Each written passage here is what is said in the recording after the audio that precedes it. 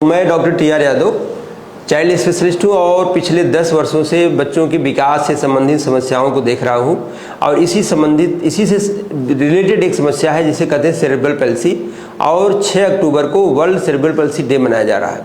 तो मैं पिछले 11 वर्षों से जेनियस लेन से जुड़ा हुआ हूँ और मैंने देखा है कि सेरेब्रल पैल्सी को लेकर के समाज में बहुत भ्रांतियाँ हैं, बहुत ही ज़्यादा मिसमैनेजमेंट है। उसी को क्लियर करने के लिए आज मैं आप लोगों से मुखातिब हूँ। देखो, सेरेब्रल पैल्सी 2 शब्दों से बना है। वह एक पहला है सेरेब्रल मतलब ब्रेन और दूसरा होता है पैल्सी मीन्स कमजोरी, यानी शरीर की कमजोरी ब्रेन में डैमेज होने की वजह से हुआ है।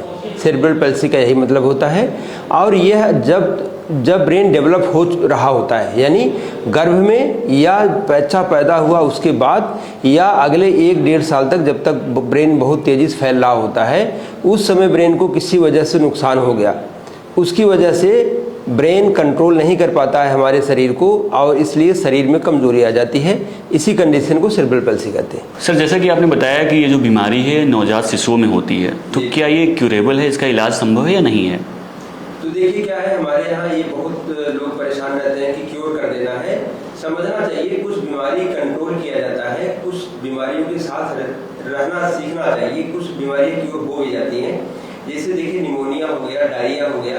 जो बीमारियां ठीक हो सकती हैं ठीक हो जाती हैं, लेकिन कुछ बीमारियां ऐसी हैं जिनको अगर हम समझ लें और समझदारी पूर्वक काम करें तो हम अपने जीवन को बेहतर बना सकते हैं।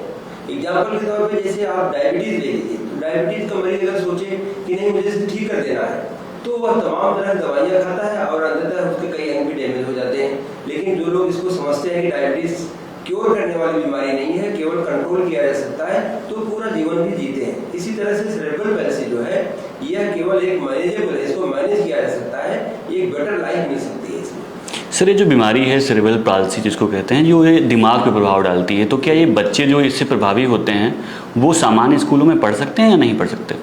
तो देखिए क्या है कि हमारा ब्रेन 2 हिस्सों का होता है। पहला बाहरी हिस्सा जिसे ग्रे मैटर कहते हैं और बीच का हिस्सा, अंदर का हिस्सा व्हाइट मैटर कहलाता है। तो अगर बच्चे का बाहरी हिस्सा डैमेज है तब तो सोचने समझने की शक्ति, पढ़ने की शक्ति कम हो जाती है। लेकिन ज्यादातर केस में देखा गया कि व्हाइट मैटर डैमेज हो जाता है, जिसमें आप कह सकते हैं कि ब्रेन से जो करंट चलती है शरीर तक पहुंचती है, वहां पहुंचने में देरी होती है, उसकी वजह से शरीर कमजोर हो जाती है। तो यह डॉक्टर का काम है कि डॉक्टर बता सकता है और हर बच्चे में विभिन्नता होती है। लेकिन सामान्य तौर पर देखा गया कि सेरेब्रल पैल्सी है तो 50% बच्चों में पढ़ने लिखने की समस्या होती है। सर, ये जो बीमारी है ये दिमाग पे प्रभाव डालती है, कुछ लोगों की इसकी जानकारी नहीं है, उनको लगता है कि ये बीमारी जो है वो जीवन भर रहने वाली है, उसके लिए क्या कहेंगे? तो देखिए क्या है कि भ्रांति बहुत है सेरेब्रल पैल्सी को लेकर के। कुछ लोग सोचते हैं कि यह केवल शरीर की बीमारी है, शरीर की कमजोरी है।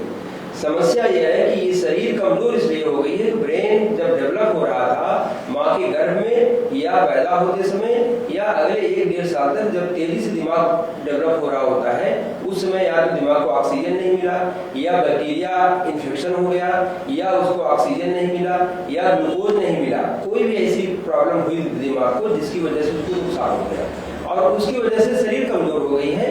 और यह कमजोरी ताउम्र रहेगी। लेकिन अगर हम बच्चे के साथ काम करें शुरुआत से, इसे कहते हैं अर्ली इंटरवेंशन, मतलब जल्दी डायग्नोसिस बना के जल्दी काम किया जाए, तो बच्चे मैनेजेबल होते हैं और अपने वर्क प्लेस पे भी जा सकते हैं। जैसे सर, मेडिकल क्षेत्र में कई सारी तकनीकी सुविधाएं आ चुकी हैं, जैसे बोटॉक्स थेरेपी है, तो क्या ये इसके लिए उपयोगी है? हाँ, तो ये देखा जाता है कि बच्चे की क्या प्रॉब्लम है और पूरी मसल्स इन्वॉल्व है या लोकल कोई एक जगह पर मसल्स का इन्वॉल्वमेंट ज्यादा है। तो ये जो ट्रीटमेंट किया जाता है ये डिसाइड करता है कि वहाँ बोटॉक्स करना है कि नहीं करना है। लेकिन इसको फैशन में जाकर के हर बच्चे का नहीं कराना होता है। जो लोग इसका ट्रीटमेंट करते हैं डॉक्टर लोग, उनके पास पहुँचना चाहिए। डिटेल उसकी न्यूरो प्रोफाइलिंग होती है, फिर डॉक्टर से समझा पाता है कि कहाँ पर बोटॉक्स किया जाएगा, कहाँ पर नहीं किया जाएगा। और कई तरह की प्रॉब्लम होता है, कई बार टोन बहुत बढ़ा रहता है, शरीर अकड़ी रहती है जी। या कुछ बच्चों का शरीर बहुत ढीला होता है, तो वहाँ पर फिजियोथेरेपी का रोल होता है। फिजियोथेरेपी से भी बच्चे इंप्रूव करते हैं। सर, समाज में बहुत सारी भ्रांतियां फैली हुई हैं। कई लोगों का ये मानना है कि ये जो सेरेब्रल पैल्सी है ये मानसिक बीमारी है, इस पर क्या कहेंगे? तो मैं आपको क्लियर करूं कि सेरेब्रल पैल्सी का मतलब बस इतना सा है कि जो दिमाग डेवलप हो रहा था, होता क्या है कि आदमी का बच्चा 9 महीने तक पानी में रहता है। पानी से निकलता है फिर वो हवा में आता है जी। अब ये बहुत बड़ा ट्रांजिशन है, पानी से निकल करके हवा में आना, तो वो पूरा सिस्टम चेंज होता है। कभी कभी उस चेंजिंग में ऐसा हो जाता है कि बच्चा सांस नहीं ले पाया टाइम से, या वो पेट में था तभी उसको कोई दिक्कत थी जिसकी वजह से सांस नहीं ले पाया, या कभी कभी जेनेटिक कारणों से ब्रेन बना नहीं होता उसकी वजह से बाहर निकला तो सांस नहीं ले पाया। जब भी कोई ऐसी दिक्कत होती है तो ब्रेन को नुकसान हो जाता है। ब्रेन को नुकसान होने से बच्चा जो परफॉर्म करना चाहिए, टाइम पे बैठना चलना, इन सब चीजों में देरी होती है। यह कोई मानसिक बीमारी नहीं है। सर, ये जो बीमारी है सेरेब्रल पाल्सी, ये जिन बच्चों में होती है उनकी जो रूटीन है डेली का उनका सामान्य नहीं होता है, तो कुछ लोगों को लगता है कि ये छुआछूत से भी हो सकती है, तो क्या ये संभव है?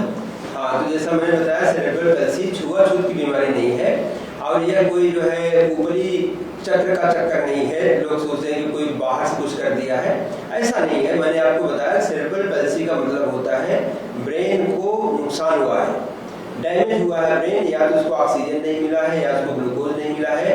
यह पेट के अंदर भी हो सकता है, जब बच्चा पैदा हो रहा है तो उसमें हो सकता है, या बच्चा जब पैदा हो चुका है उसके बाद 1 महीने अगले 1 साल में किसी समय इन्फेक्शन हो गया, उससे ब्रेन डैमेज हो गया और उसकी वजह से हो जाता है। इसलिए कोई छुआछूत की बीमारी नहीं है।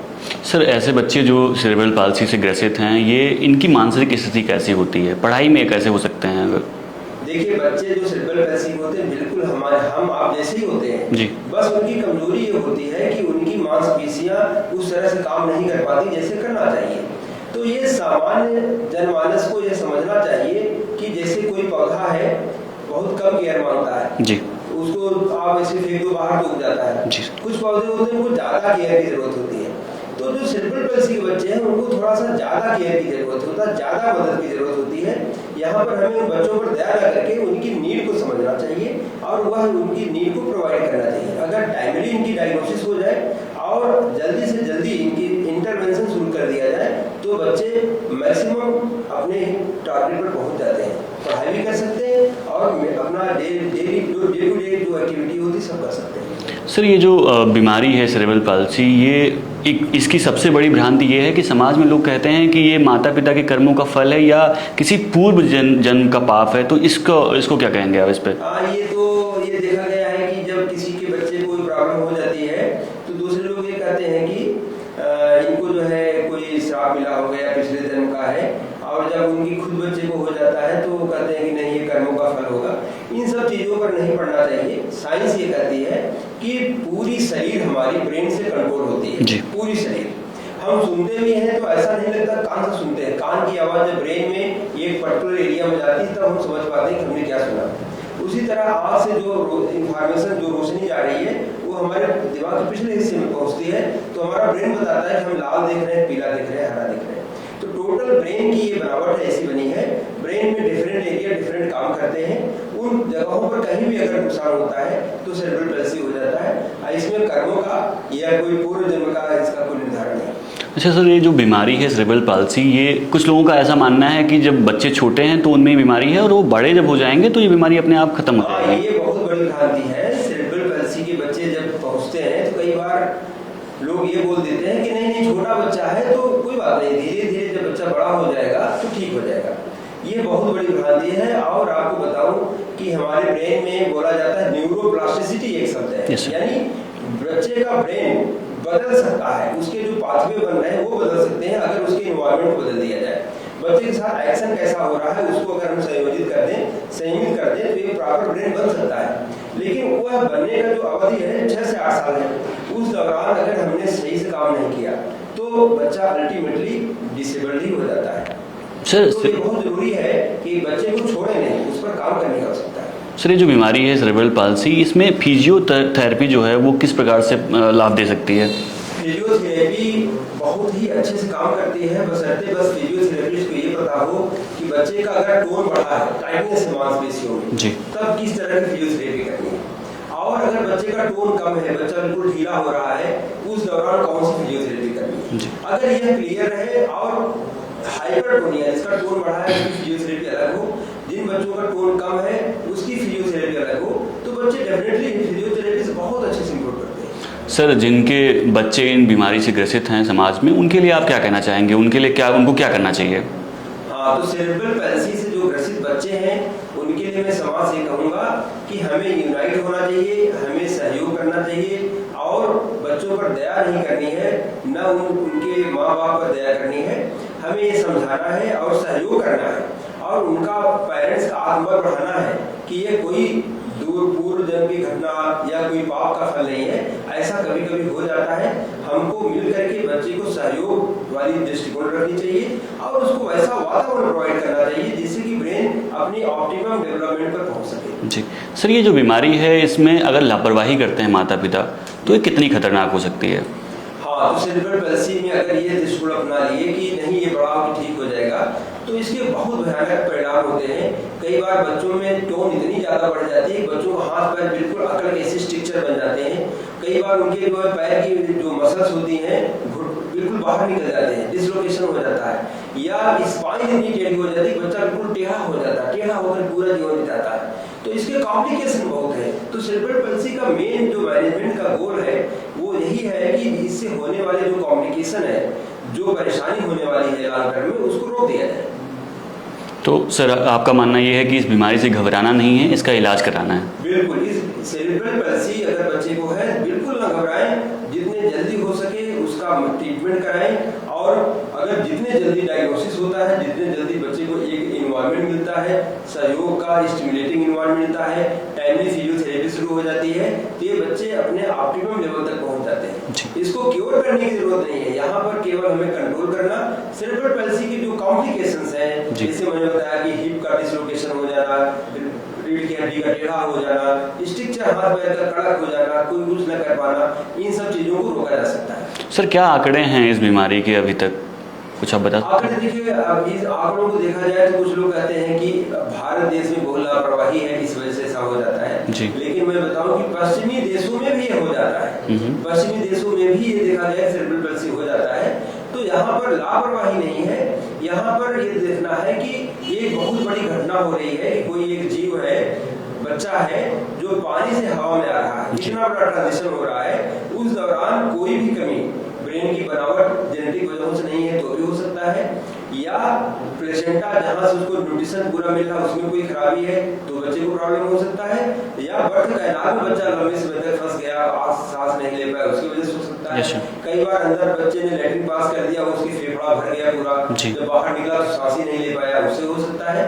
या बच्चा पैदा होने के बाद इतना प्रीमेच्योर था, ब्रेन डेवलप ही नहीं था, वो सांस ही नहीं ले पाया। या फिर हो सकता है बच्चे को इन्फेक्शन हो जाए और कीटाणु उसके दिमाग में भर गए और उन्होंने जाके ब्रेन को डैमेज कर दिया, तो उसकी वजह से भी हो सकता है। तो इन वजहों पर जाकर ये नहीं देखना चाहिए क्यों हो गया, किसकी गलती है, बल्कि देखना ये चाहिए कि हो गया है तो अब इसका प्रॉपर ट्रीटमेंट क्या है और जल्दी से जल्दी इसकी डायग्नोसिस बने और इसका प्रॉपर इलाज हो।